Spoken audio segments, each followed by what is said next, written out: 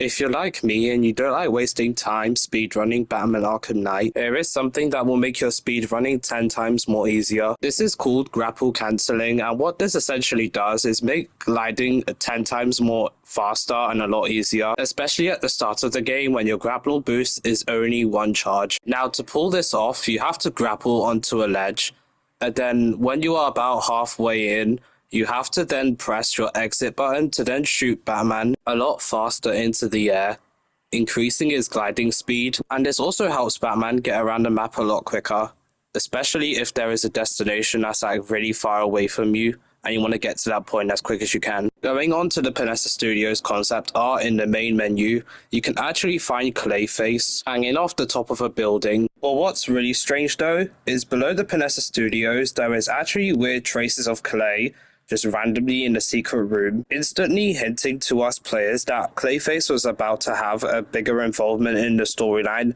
but sadly inside of the game files he was actually cut, which is most likely because he got game ended in Arkham City. We all know how that went down. Inside of this location, there is a strange anarchy tag, exactly like the ones we would scan in Batman Arkham Origins to get a concept art for.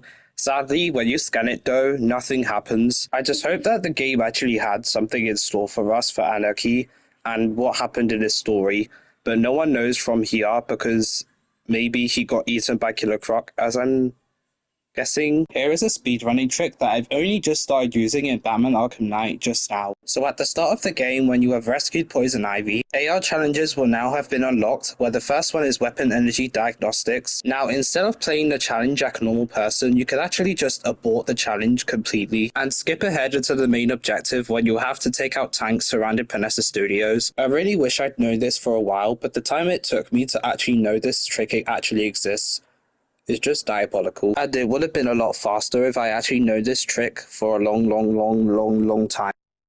In Batman Arkham Knight, when we enter the police diner, we are playing as the perspective of a GCPD officer. Everything goes great until a stranger approaches us on a smoking customer, and when we go to approach him, something emerges.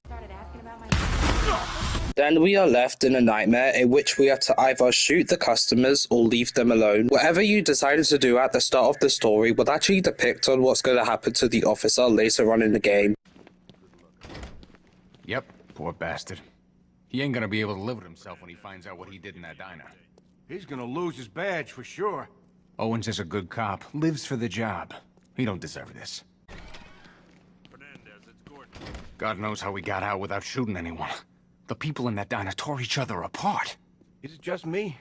The toxins don't seem to be wearing off. I hope you're wrong. He's going through hell in there.